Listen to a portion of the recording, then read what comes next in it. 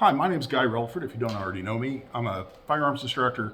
I'm also a Second Amendment attorney, and I'm the host of the Gun Guy Show in Indianapolis on 93 WIBC. The purpose of this short video, I think, is to clear up some misinformation or misunderstanding, I think, about revolvers in particular, and the difference in the process for making sure that a revolver is clear, depending on what kind of revolver that is.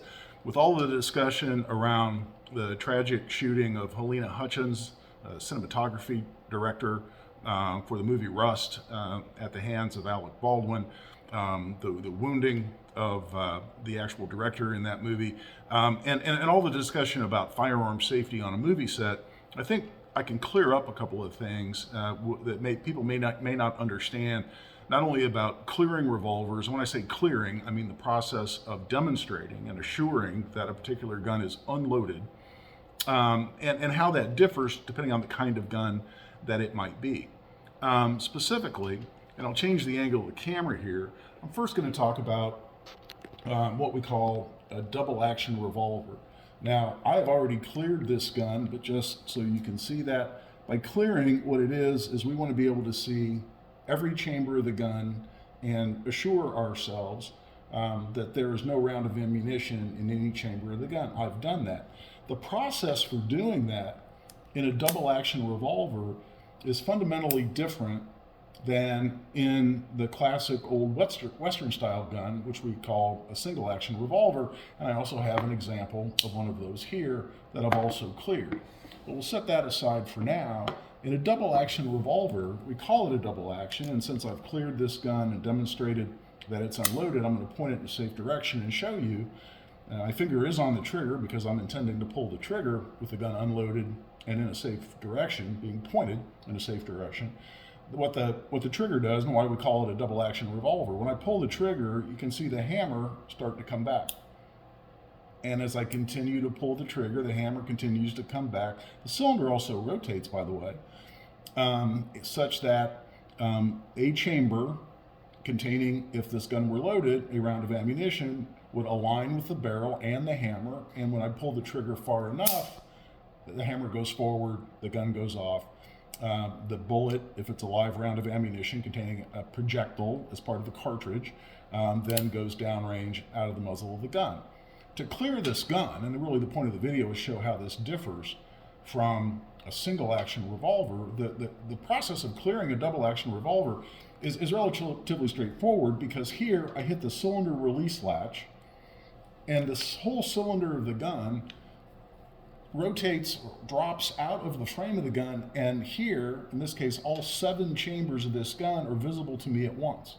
If there were a round of ammunition in this gun, or so, and here I'll use what we call a snap cap. This is a completely inert simulation of a cartridge. It has no gunpowder, it's just a piece of aluminum, has no primer, has no projectile bullet. If there were a round of ammunition in this gun, when I rotate the cylinder out of the frame of the gun, it's very apparent. There it is, and I can see if it were in any chamber of the cylinder, I could see that and then clear it. And here, if I hit the ejector rod, that forces the cartridge out of the chamber and it can be removed. Doesn't matter how many rounds are in how many chambers, when I hit that ejector rod, they're all forced out at the same time. So if I'm going to clear this gun again, relatively straightforward. Someone's going to hand me this gun. I'm not going to accept the gun until I clear it. I want them to show me it's clear. If they don't, I can simply rotate the cylinder out of the frame of the gun, look at every chamber within the cylinder, convince myself I can see light through every one of those. There's no way it's loaded. That gun's clear. The process for clearing a single action revolver, and by single action what we mean is the trigger only does one function. That is, it releases the hammer. So the hammer has to be manually cocked for every single round. Now here, and I've already cleared this gun, but for your purposes, if you want to make sure that's been done accurately, we can show you one cylinder at a time, one chamber at a time, I should say, which is the point that really I'm trying to make. That is, here in a single action revolver, the entire cylinder does not rotate out of the frame of the gun at once. You can remove the cylinder That is, you can disassemble it and remove it for cleaning or otherwise. But typically, to load it, unload it, and clear it, you do that through what's called the loading gate, and that's this right here. And when I open the loading gate of a single action revolver, I can only see one chamber within the cylinder at once.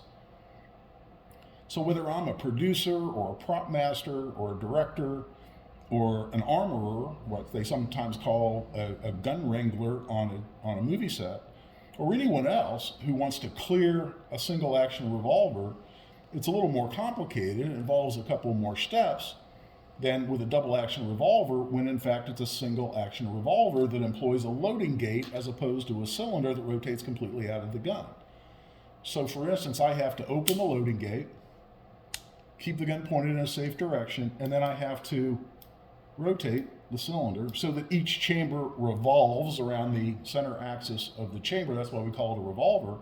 But I'm rotating the cylinder so that the chambers revolve, and I can see each chamber one at a time.